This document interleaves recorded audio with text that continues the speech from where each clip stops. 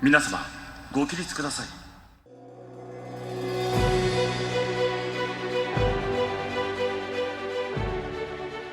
Konnichiwa, Paralympics fans and lovers of Shuklistan, and welcome to Day 12 coverage of the Tokyo 2020 Paralympics on Keep the Flame Alive, the podcast for fans of the Olympics and Paralympics. I am your host, Jill Jaracz, joined as always by my lovely co-host, Alison Brown. Alison, konnichiwa. Konnichiwa. This is not a repeat broadcast or an encore performance.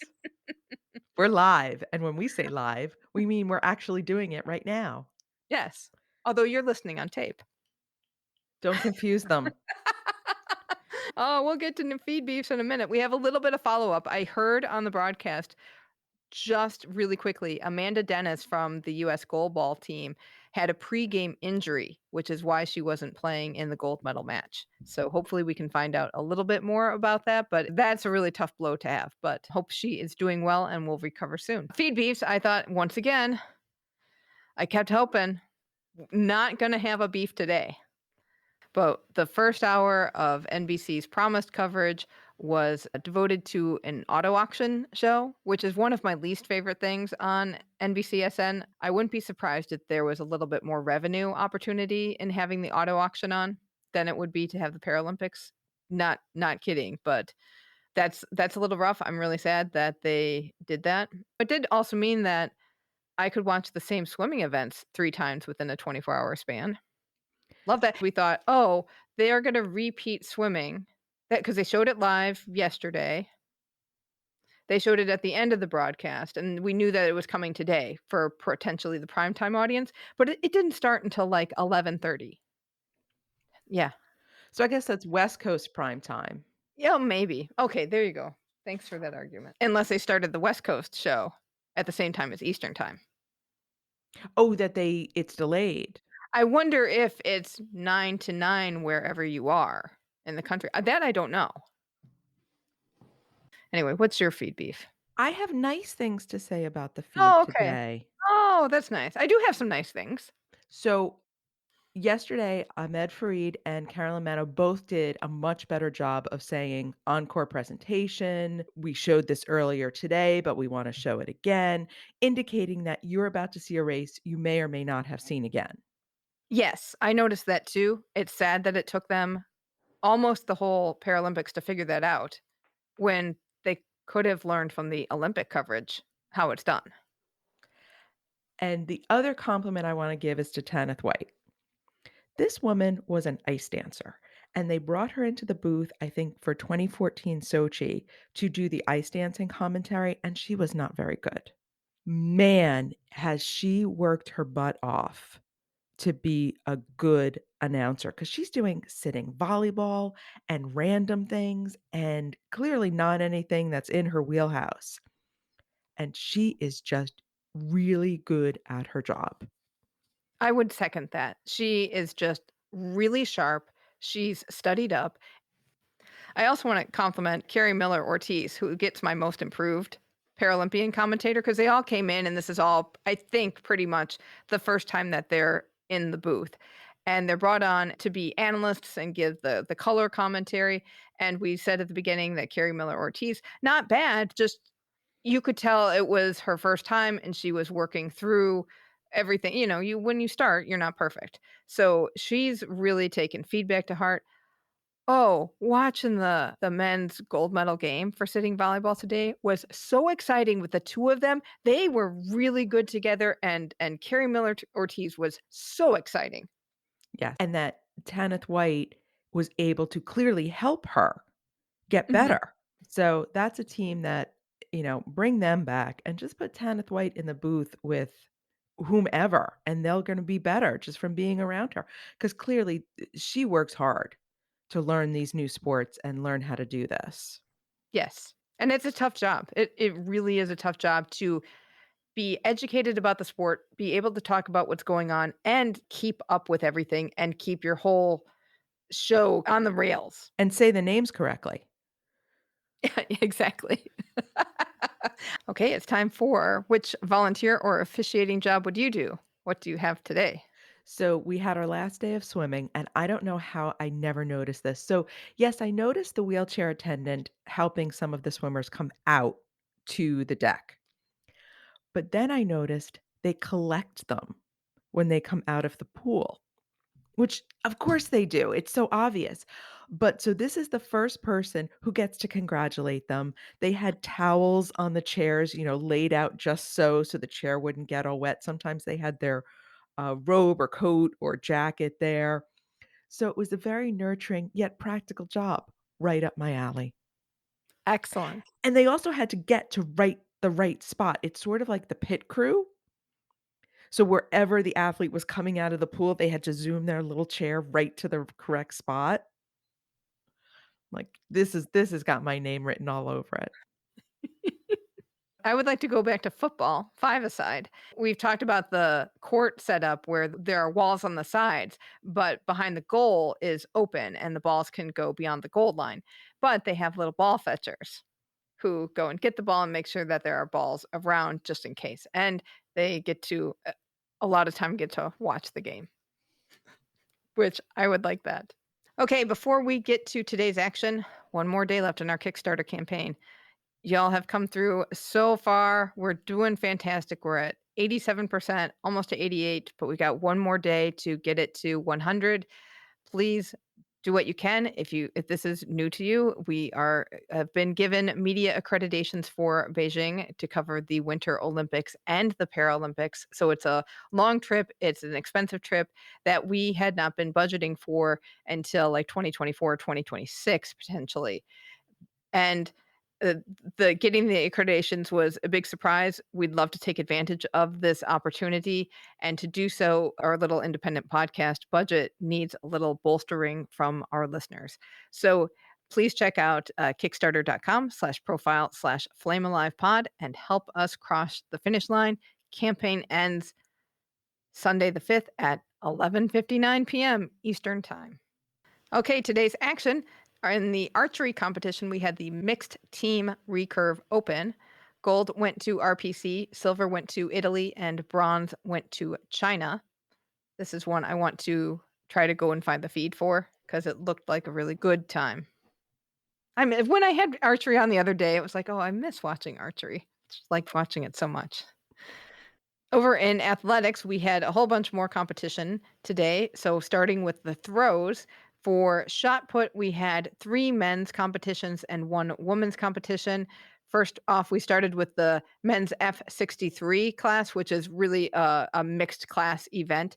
This was moderate disability or absence of one leg. And the medalists here are actually all class F42, which is somewhat similar because that's why they mix them.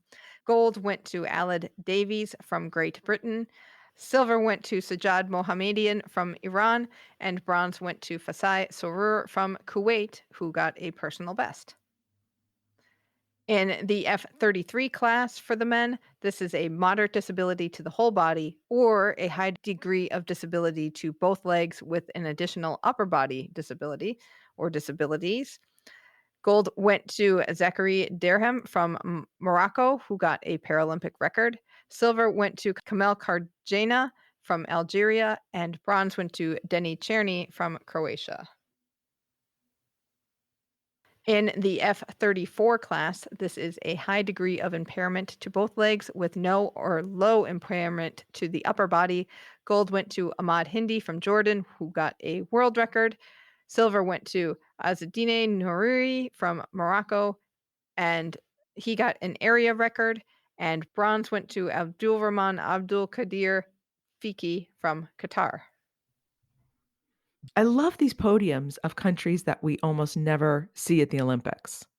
It's so fantastic. And I would like to do a little deep diving into India's reaction to their Paralympics because they have just been getting on podiums, doing so well that I'm really curious to see what the country thinks. At the beginning of the Paralympics where they had that first medalist, and I think it was in table tennis. Might have been, yes, the woman. The woman, and I apologize for not remembering her name. The Indian papers went nuts. Prime Minister Modi called her. She was all over the front pages, and I hope they've kept that up throughout because, like you said, they're doing amazing. Yeah, Prime Minister Modi's phone just must be super busy with all of the people he's had to call to congratulate. For the women's shot put, we had the F40 class. This is a short stature class. Gold went to Renata Slavinska from Poland, who set a Paralympic record. Silver went to Salem Nuhin Belhaj from Tunisia, who set a personal best. And bronze went to Lorida Onye from Nigeria, who also got a personal best. I saw a little bit of this, and it was impressive. Slavinska had some really good technique. So now in the Olympics, shot put was won by a Polish woman. So now we've got another Polish woman winning shot put. What is going on in Poland? Why are all the Polish women throwing things with such force? They have been, but we've talked about hammer throw, and I've paid more attention to hammer throw since we've talked to Deanna. And there are several Polish women in that Olympic event who are very top of the world standings kind of people. So they've got a good tradition of throws, I think. In discus, we had one women's competition. The F37 and 38 classes were mixed together. This is a low degree of disability to the whole body, both legs, or one side. Gold went to Mi Na from China, who set a world record for the F37 class. Silver went to Li Ying Li from China, and bronze went to Rosa Carolina Castro Castro from Mexico, who set a Paralympic record for the F38 class. In javelin, we had one competition each for the men and women. Women were in F54, which is a seated class due to high degree of impairment to the legs and trunk. Gold went to Flora Ugwanwa from Nigeria. Silver went to Nurkan Kurbanova from Uzbekistan, who set a personal best. And bronze went to Yang Liwan from China, who also got a personal best. The men competed in the F41 class, which is a short stature class. Gold went to Sun Penjian from China, who set a world record. Silver went to Sagde Bat Sayad from Iran, who got a personal best. And bronze went to Vildan Nukhalawi from Iraq. In jumping, men had two long jump competitions. First, we had the T20 intellectual disability class. Gold went to Malaysia's Abdul Latif Romli. Silver went to Anastasios Pedromou from Greece, who got a personal best. Bronze went to Nicholas Hum from Australia, who set an area record. In the T13 class, which is a visual impairment class, gold went to Orkan Aslanov from Azerbaijan, who set an area record. Silver went to Ivan Jose Cano Blanco from Spain, who got a personal best. And bronze went to Isaac John Paul from USA. Moving over to track, we had another long slate of races there. We'll start with 100-meter distance. We had one race each for the men and women. The women had a mixed T42 and T63 class. This is moderate affectations in one leg or the absence of one leg above the knee. Italian sweep of the podium. Break out the limoncello. So when I saw this, it was like, oh, I need to find the track stream. And the Italians did very well in the Olympic track as well. So there's been a switch happening in Italian track and athletics. So I want to look into that a little bit. But man, this is a party you want to be at. Especially when your gold medalist, Ambra Sabatini, gets a world record. Then silver went to Martina Caironi, and bronze went to Monica Graziana Contrafatto. For the men, they had the T36 100-meter competition. This is a combination of low and moderate degree of disabilities across the entire body. Gold went to Den Picheng from China, who got a Paralympic record. Silver went to James Turner from Australia, and bronze went to Alexis Sebastian Chavez from Argentina. Then we move up to the 200-meter distance, and it was really like 200-meter day. First, we start with the women's T11 class, which is total visual impairment, and the runners run with a sighted guide. Gold went to Liu Qiuqing with guide Zhu Donlin from China. Silver went to Talita Vittoria Simplicio da Silva with guide Felipe Velocio da Silva from Brazil. And bronze went to Jerusa Gaber dos Santos with guide Gabriel Aparecido dos Santos Garcia from Brazil. And those 2 Brazilians are the ones that DQ'd in the 100. So that was nice to see them on the medal stand. So this is a race to go back and watch because we had some yellow cards being given out, but nobody got DQ'd. But first and second both crossed the line in 24.94 seconds, and they had to go to the thousandth of a second to determine who got the gold and who got the silver. And that meant China crossed the line in 24.936 compared to Brazil's 24.940. So 4/1000ths of a second separated gold and silver. Wild. In the T12 class, which is a moderate visual impairment, this is also a women's race. Gold went to Amara Durand Elias with guide Unil Kindlin Vargas, and they are from Cuba and also set a world record. Silver went to Oksana Botrichuk with guide Mikita Barbanov from Ukraine, and bronze went to Anna Kulinich Sorokina with guide Sergei Petrochenko. For the T47 class for the women, this is a low to moderate disability to arms, including absence of the arm. Gold went to Lisbeli Marina Vera Andrade from Venezuela, who set a personal best. Silver went to Brittany Mason from the USA, who also set a personal best. And bronze went to Alicia Jeromin from Poland, who got an area record. I did see this race. Vera Andrade just won heavily. She was the favorite going in, and she just handily won, but Brittany Mason was so happy, and I saw on Twitter how she's so excited about how her Paralympic Games has gone. It just thrilled beyond belief at what she's achieved. Well, she's got a little collection that she's building. She does, and she's so good. I cannot wait to see what she does at Paris or across the coming years. I hope that we get to understand more about Paralympic sport, and I don't know whose responsibility that is to amplify that signal, but hopefully we can follow that along maybe a little more easily than before, so it's really not something we see once every 4 years. In the men's 200 meters, first we start with the T35 class, which is moderate impairment to both legs. Gold went to Dmitry Safronov from RPC, who set a world record. Silver went to Ihor Tsvetiov from Ukraine. Bronze went to Artem Kalashin from RPC, who got a personal best. In the T37 class, this is moderate impairment to one side. Gold went to Nick Mayhew from the USA, who set a world record. Silver went to Andre Vodovin from RPC, who set an area record. And bronze went to Ricardo Gomez de Mendoza, who got a personal best. I'm sure you won't have to, at least in the US, go back to the feeds to re-see this. I'm sure this will get aired multiple times. But if you don't go back and watch this, Nick Mayhew was just amazing in this race. If you love running, you wanna watch this kid run because it is just beautiful to behold. Oh, it is, and he's the first para athlete to go sub 22 for the 200 meters in this class. So fast, and also a joy to see it was Ricardo Gomez de Mendoza.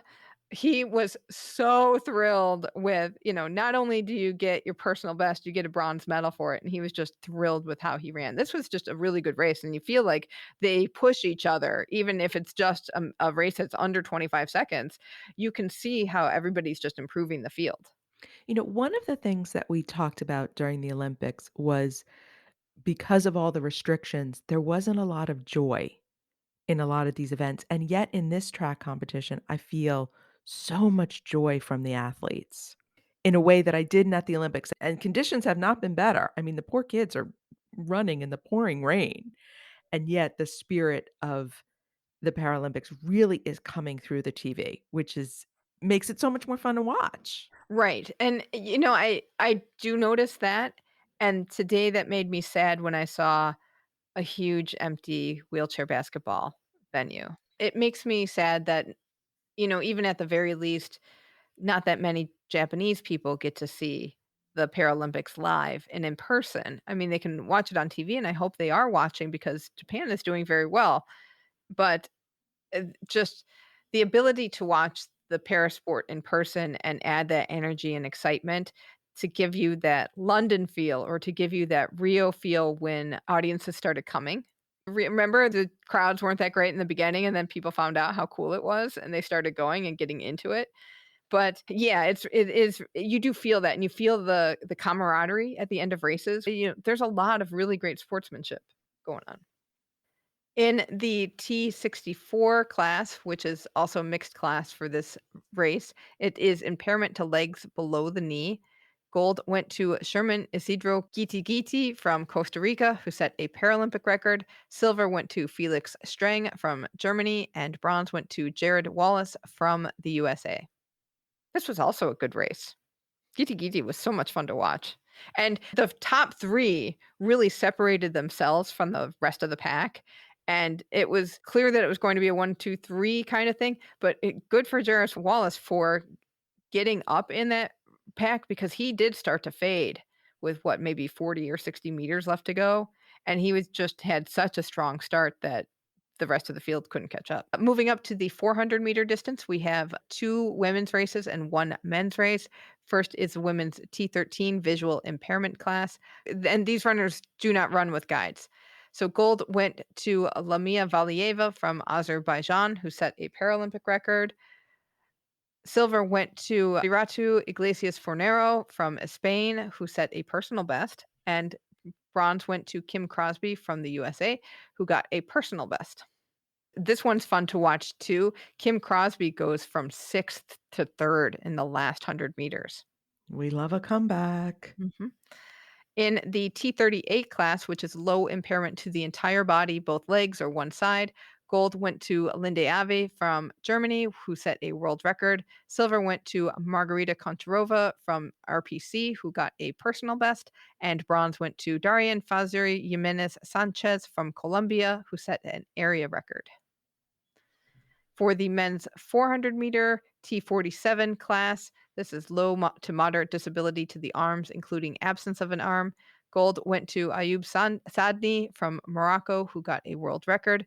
Silver went to Thomas Veron de Moraes from Brazil, who got an area record. And bronze went to Perucio Ferreira dos Santos. Moving up to the 800-meter for the women and men both did the T34 class, which is a wheelchair class with little to no upper body impairment. For the women, Hannah Cockcroft from Great Britain won gold with a Paralympic record. Silver went to Carrie Agningen from Great Britain, who got a personal best. And bronze went to Alexa Halko from the US. In the men's T34, gold went to Walid Katila from Tunisia, silver went to Mohammed Al Hamadi from United Arab Emirates, and bronze went to Wang Yang from China. And finally, in the 1500 meters, this was for the men, their T38 class, which is a low degree of impairment to both legs, one side, or the entire body. Gold went to Nate Reich from Canada. Silver went to Abdelkrim Krai from Algeria. Oh, Nate got a Paralympic record. Abdelkrim got an area record, and bronze went to Dion Kenzie from Australia. Moving over to badminton, we had a bunch of medal matches today. So start off with the WH1 class. This is a wheelchair class that is a high degree of impairment to one side or both legs. For the men, gold went to Q Zimo from China, silver went to Lee Sam Seop from Korea, and bronze went to Lee Dong Seop from Korea.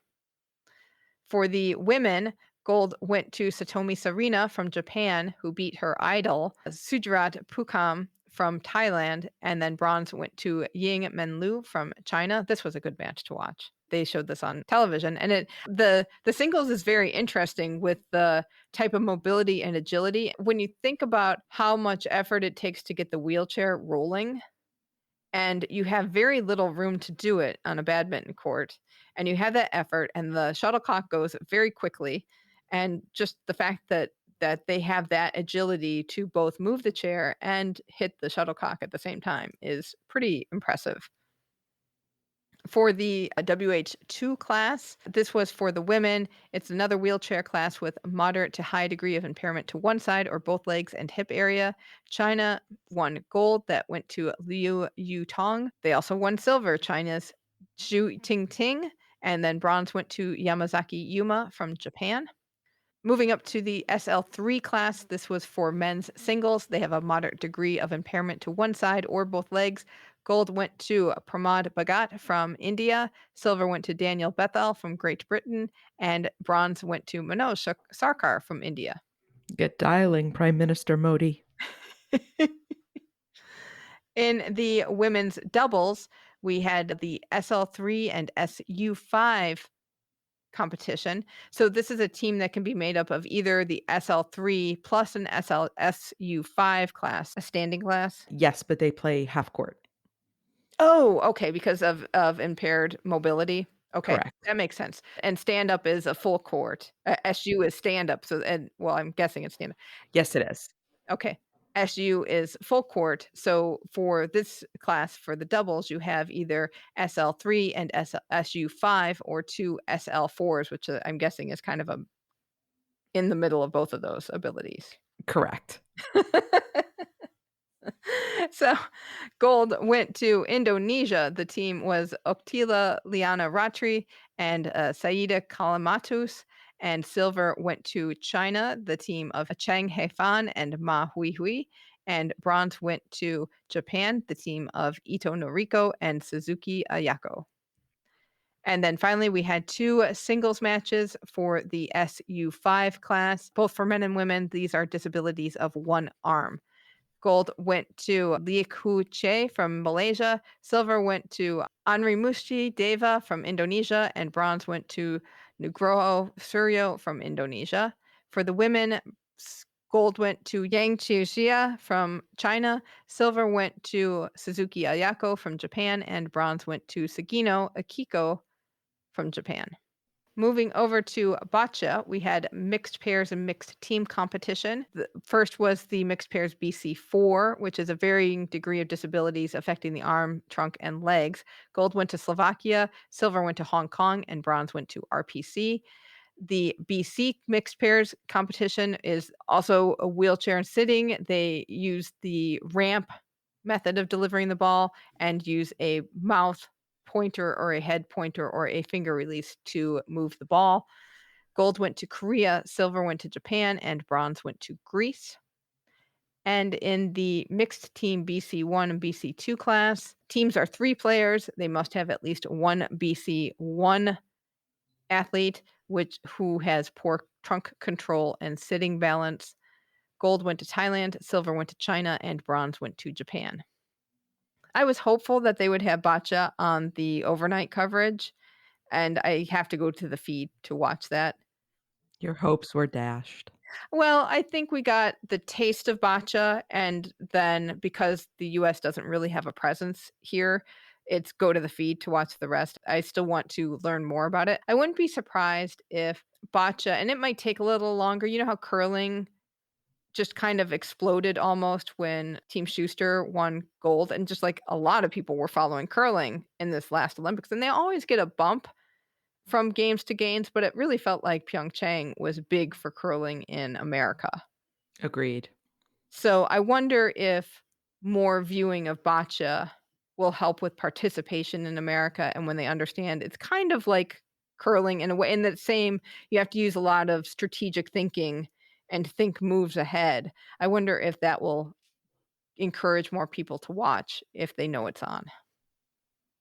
But that could be a few games out yet. I wouldn't be surprised though if a few games down the road we're looking maybe LA I was 2028. just gonna say LA, and then you see it here, and then there'll be the push to have facilities for this to happen in. This doesn't take a huge court. I mean, the court is kind of specialized, but you can draw it out with chalk on a concrete floor, I think. You could probably use a basketball court with additional taping to make it work. Exactly. Moving over to Canoe Sprint, we had several races today, starting with the women's KL1, which is a high degree of impairment to the legs and trunk. Gold went to Adina Müller from Germany, who got a personal best. Not shabby getting your personal best with a gold medal. Silver went to Marina Majula from Ukraine, and bronze went to Catherine Vollerman from Chile. You saw this. She capsized at the very end of the race at the finish line. And this was a great race. Adina just really pulled ahead, was very definitive, but didn't run away with it. So it was still exciting. But at the end, Volleman was pushing so hard that she just lost the balance a little bit and over she went. And the announcer was trying to sound professional, but he was also horrified for a moment. So he's like, "Oh, we have a capsize. We'll have to make sure she's okay." But the team got out there right away, and she was already above water before anybody got to her, so there was never any risk to her safety. But it was a little horrifying to see a capsize. I can imagine, and I wonder, I mean, like, when you learn kayak, they teach you how to roll. I wonder with the impairments, how that affects your ability to roll in the kayak to get back up. She could not roll. She just came out of the boat, and the boat was left upside down. Interesting. So, I don't know if that's the preferred method or if it was just at that moment, that's what she did immediately. Yeah, like, do they have a quick release thing in the kayak that helps you get out? That's a good question. In the KL2 race, which is a moderate degree of impairment to legs, including absence of limbs, gold went to Charlotte Henshaw from Great Britain, who got a personal best. Silver went to Emma Wiggs of Great Britain and her biceps and triceps. And bronze went to Caitlin Varga from Hungary. The best moment of this race actually happened after the race when they did the medal ceremony, and Henshaw gave Wiggs her medal, and Wiggs gave Henshaw her medal. That'll get you. And they both just sobbed. They were both it was beautiful. So clearly they probably trained together. They certainly know each other very well. And Henshaw's much younger than Wiggs. So there was a little bit of the passing of the torch element to it and just an incredible mutual love. But Great Britain has been doing quite well at Canoe Sprint. It's very impressive. For the women's KL3 race, which is a moderate degree of impairment to one leg, speaking of Great Britain doing well, Laura Sugar from Great Britain won the gold. Nelia Barbosa from France won silver, and Felicia Laber from Germany took the bronze. In the men's VL classes, so the men took to the VA boat. They had the VL2 and the VL3. For the VL2, which is a moderate to high degree of impairment to the legs and trunk, including the absence of both full legs. Gold went to Fernando Rufino de Paulo from Brazil, who got a personal best. Silver went to Stephen Haxton from USA, and bronze went to Norberto Moro from Portugal. And the VL3 class is a low to moderate degree of impairment to the legs, including absence of one leg or both partial legs. Gold went to Curtis McGrath from Australia, silver went to Giovanni Vieira de Paula from Brazil, and bronze went to Stuart Wood from Great Britain. That boat was a nice addition to the program, I think. People really liked it, and it's fun to watch. I was going to say, and for no other reason than we get to say "va." The kayak has the two-bladed paddle, and the va you have to use just the one-sided paddle like a canoe, but the va has a little outrigger set up to help with balance. And it seemed like in the va, the athletes were positioned more like they're positioned in canoe. They seemed more upright. Mhm. So there's definitely a whole different body position. Interesting. Well, I'm looking forward to watching this one again.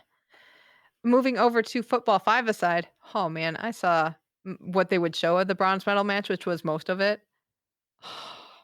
This was fantastic. China versus Morocco. Morocco is the first team from Africa ever to reach a medal round. Zuhair Sinisa scored a hat trick of goals, which is 3 goals in the first half, and then he added another one in the second half to give Morocco the victory 4-0. So he added a hat on top of his hat trick. Yes, kinda.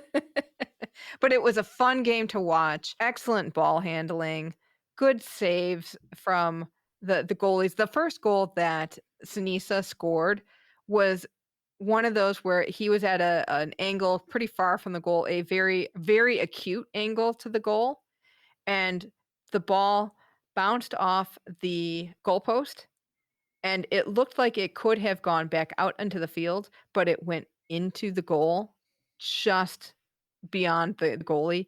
It was really, just one of those, like, magical goals to watch. From now on, 4 goals shall be called a fez trick. I love it. In the gold medal match, it was Argentina versus Brazil. Brazil won 1 to by the way. So of course, the bronze medal, not only is it the first time a team from Africa has gotten to the medal round, it is also the first time that Morocco has medaled in this tournament, which is great for the sport. The gold medal match, Argentina versus Brazil. Brazil wins it 1-0, low scoring game, and just great footwork all around. But you know what? Brazil has never lost football five-a-side at the Paralympics. Are we surprised? Really? No, no. And this is Argentina's best finish since 2004. So I do think that this is promising for the sport. It's been a really, really great tournament. I hope that the exposure on TV, at least here, got people excited about it as a sport because I think it's really cool. So gold to Brazil, silver to Argentina, bronze to Morocco, and hopefully in Paris there will be a women's competition to go along with the men's. In shooting, first we had the mixed 50-meter pistol SH1. This is athletes can have one good shooting hand and they can either sit or stand. Gold went to Manish Narwal from India. Silver went to Singraj from India. And bronze went to Sergei Malashev from RPC. I hope Prime Minister Modi has 2 good dialing hands. But shooting in India, it's the tradition. And then in the mixed 50-meter rifle prone SH2 class, these are athletes who need additional support for the rifle and they fire from a sitting position. Gold went to Dragan Ristic from Serbia, who got a world record and a Paralympic record. Silver went to Zdravo Zavanovic from Serbia, and bronze went to Vasil Kovalchuk from Ukraine. This was the competition that our Shukflastani McKenna Gear was in. She finished 17th in the qualifying, so she did not move on to the finals. The match consists of a 6 series of rounds of shooting, I would say. And so she was scoring pretty well in the mix, and she got 4 series that were in the 103 point range. And by 103, I mean 103.0 to zero point 0.9. And then she had one that was 102.9, but then her last one was 100.7, and that kinda dragged her down a little bit. She ended up with a score of 617.7. The lowest score the person who last qualified for the finals, that score was 622.7. So you see a 5-point difference in this sport is kind of big. Her scores were pretty much in the mix, but the low scores didn't help. Other people also would have series that were not great, like somebody had a 99, and that's a tough day for that person. But you had people who were getting like 104 and 105, and they'd get that a couple series. And when you have that multiple times, that's where the 103s that are pretty average, that's not going to be enough today. So better than her last competition. Obviously, not what she wanted to do, but hopefully it was a good tournament for her. We are proud of her. I hope she's proud of herself. And I hope she enjoyed Tokyo or what they could of Tokyo. The other thing, it's just like, well, you didn't do so great today, but been a weird couple of years now. You've had a weird time getting to the Paralympics. The whole Paralympics has probably been a kind of weird experience compared to Rio. So it's okay. In sitting volleyball, we finished up the men's team competition today. For the bronze medal, Bosnia and Herzegovina beat Brazil 3-1. And the men's gold medal match found out that it has been 21 years since the gold medal game has been competed by anyone other than Iran and Bosnia and Herzegovina.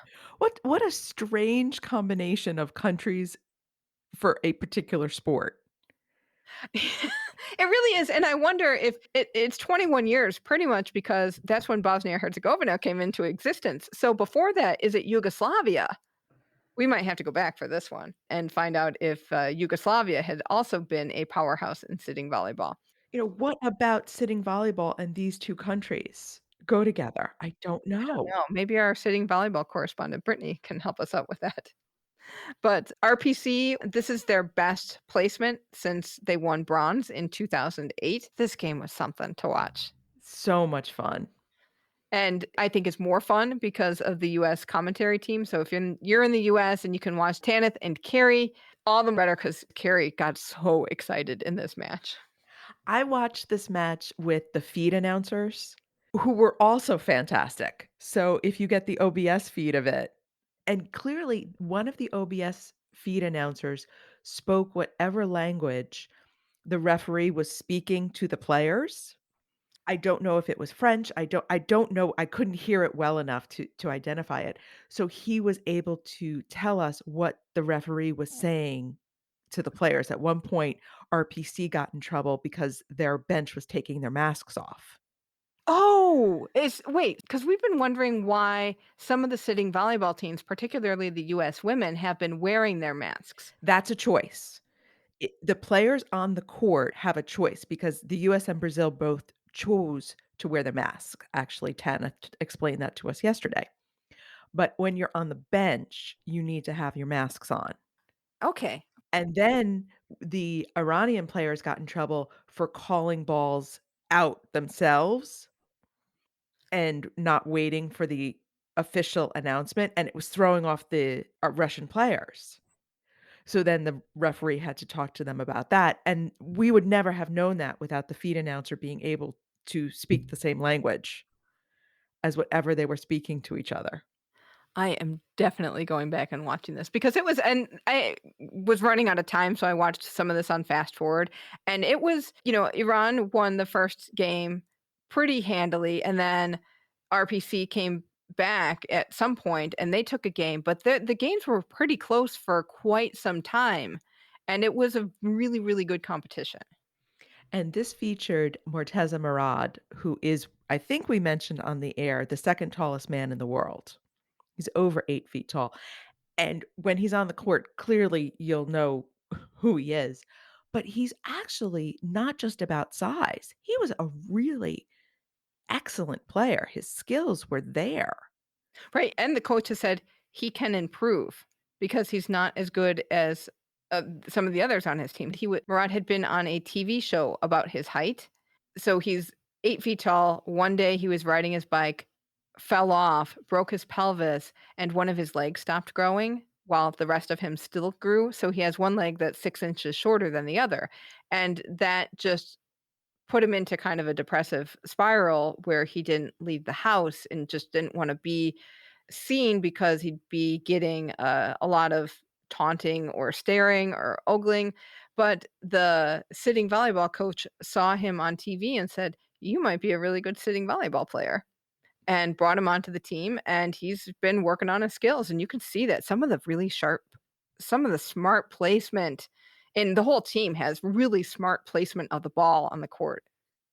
And we spoke yesterday about, or correspondent Brittany found out about your legs going under the net. Mhm.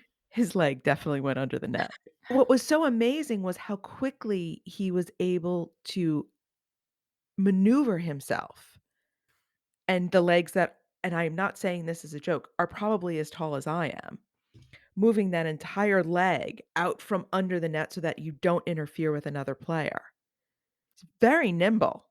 Can you imagine what the drills are like? The movement drills are like for sitting volleyball? It's gotta be brutal. My tushy hurts just thinking about it.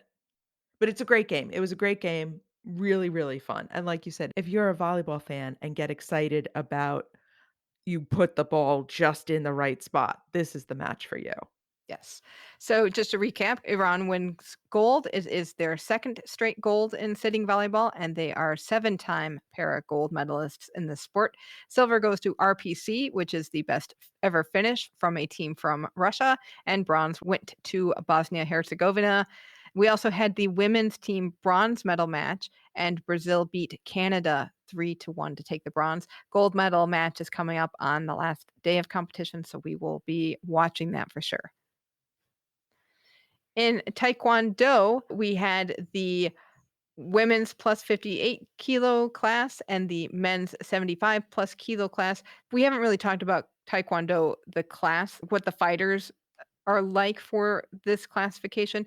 They have one class is K44, and these fighters have coordination affected to a low degree on one side, a high degree in one arm, or one foot and one ankle, or the absence of part of the arms. So these fighters adjust for uneven upper body balance by changing their stance, and those affected in the ankle have better all around balance, but they have reduced spring for kicking, which is just crucial for Taekwondo.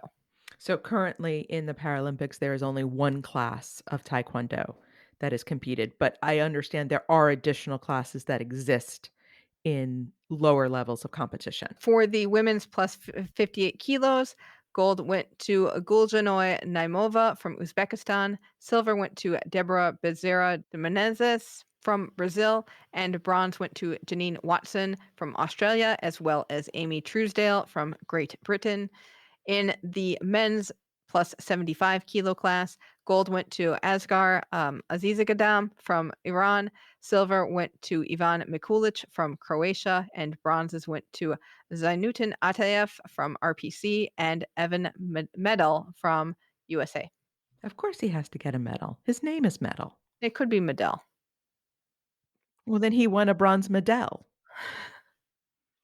I am very curious to see if NBCSN mentions this because this is one of the sports that OBS decided not to film at all, or they weren't going to make feeds available for this sport, and they'd have highlights, but no feed. But since the USA won a medal, I wonder if that will come on.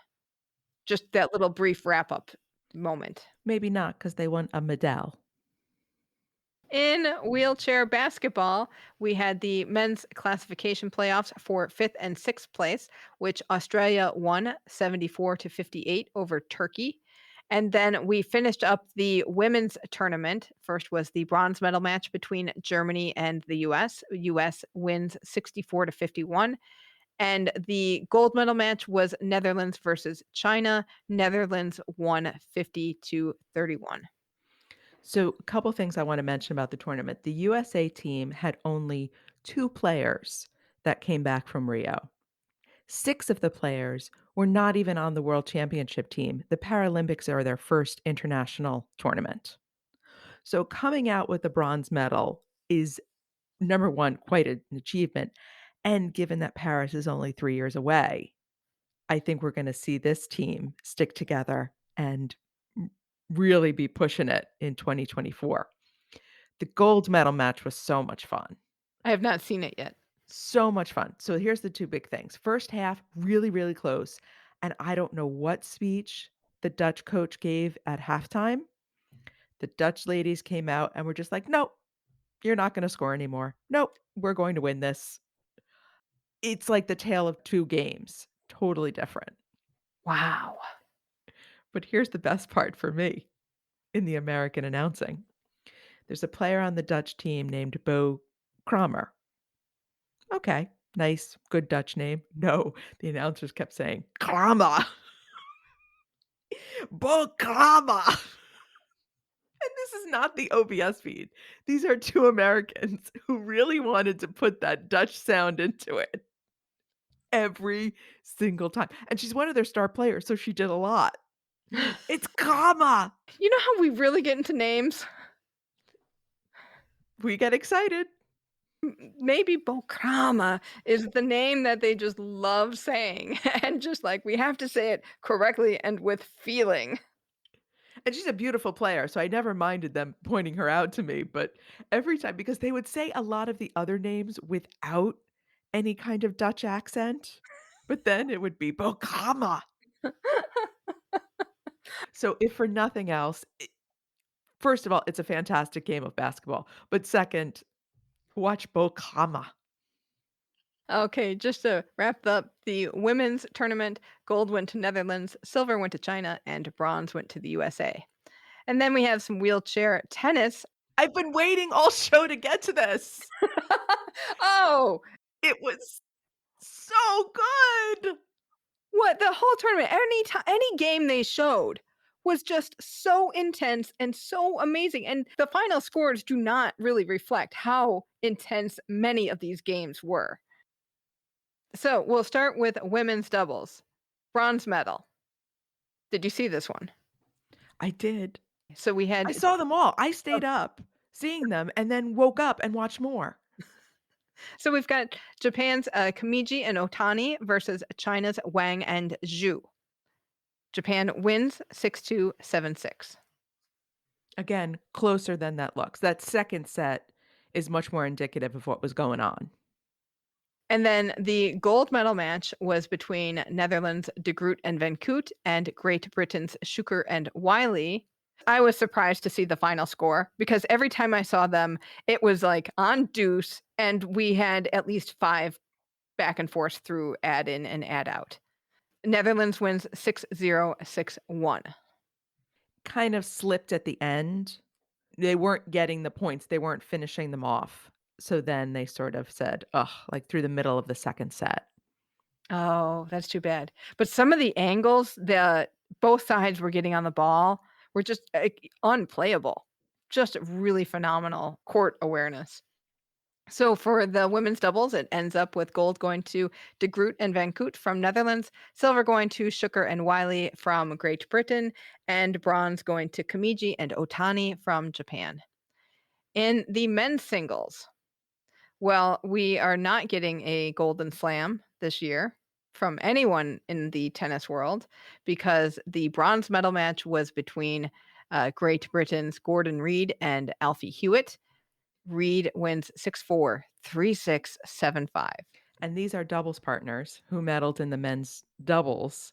So this was a very emotional match because they know each other's games inside and out and are very close personally, and yet they both wanna win. They both wanna end up on that medal stand. So it was great to and it was a good a good they were very evenly matched because they know each other's games so well. You could see little quirks where it was like, "Oh, he knew where that ball was going," because that's how Alfie always hits that kinda shot. That has to be frustrating to work through. Or like, do you think, okay, are there shots that I can do in this match that he doesn't know about? The answer is no, because your doubles partner, if you are a consistent doubles team, knows your game better than you do because they know your little quirks that they have to adjust for that you probably never have even noticed before. Especially in the wheelchair because you do this little thing with your left hand, "Oh, that means your wheelchair is going this way, so I have to go this opposite way so as not to crash into each other."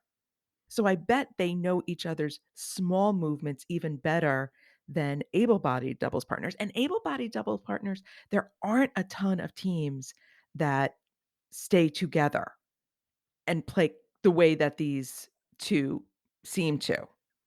So, yeah, this was a great emotional and just really great tennis.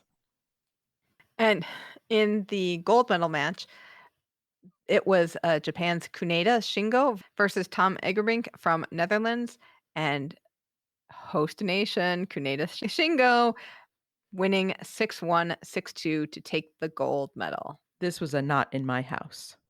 Oh, was it? He was not going to lose this match, and talk about a beautiful reaction and joy and just overwhelmed. So, if you wanna see a big Japanese man cry, watch the end of this match. It's beautiful, but yeah, he was not letting anybody take this from him. So to recap, gold goes to Kaneda Shingo from Japan, silver goes to Tom Egerbrink from Netherlands, and bronze goes to Gordon Reid from Great Britain. And lastly, we had the quad singles. Today we had the gold medal match. Yesterday we had the bronze medal match. So this was Australia's Dylan Alcott versus Sam Schroeder from the Netherlands. Also, the score does not reflect, number 1, how close this was and how good Sam Schroeder was playing. Just Alcott was that little bit better. Schroeder was not making mistakes.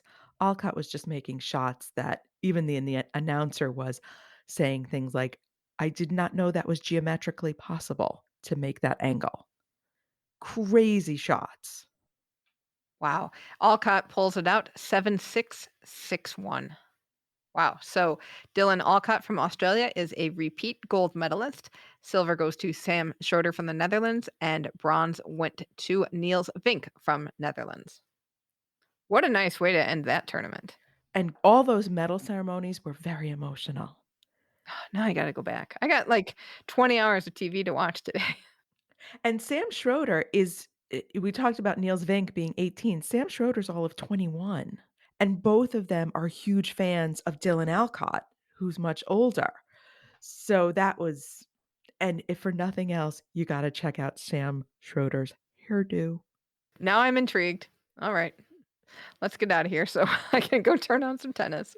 So we want to say a quick thank you to our Patreon patrons. These are people who give to the show on an ongoing basis, and that helps the show's operating budget and what we can do with the show. So thank you to the patrons who have come on board during the Olympics and Paralympics. Thanks to them, we are now able to offer transcripts of our show, which is fantastic because we can be more accessible, we can reach a wider audience, and we can also be horrified at just the nonsensical language we use on a regular basis. Wait till I read my tennis recap. I don't think I said a complete sentence that whole bit. So if you are interested in helping out the show on an ongoing basis, please check out patreon.com/flamealivepod. No more Shukflastan watch. No more Shukflastan watch, but I'm making my list for Beijing. I'm getting ready. Okay, I'm excited. It is kind of bittersweet to know that the end is near. And at the true end, the end of the Olympics, we said, oh, it's okay. We've got the Paralympics. I guess it's okay. We got Beijing. Yeah, I guess so, but it will be sad to say goodbye to Tokyo. We're going to need new outro music. We are going to need new outro music. So we'll say sayonara for the second to last time. As always, you can email us at flamealivepod@gmail.com. Text or voicemail us at 208-352-6348. That's 208-FLAME-IT. We're at flamealivepod on social. I'm on Twitter. Alison is on Insta and Facebook, so get at us there. If you are not in Keep the Flame Alive Podcast's Facebook group, you are missing out. We're having a good time there, so please join in the fun so that you can get ready for Beijing. As always, don't forget our Kickstarter. Not that much time left. We're almost to the finish line. Please help us reach the goal of bringing you on-the-ground coverage from Beijing. That's kickstarter.com/profile/flamealivepod. As we go out to music by Mercury Sunset, thank you so much for listening, and until tomorrow, keep the flame alive. Sometimes you think that you are in a movie. I start the recreation of what's in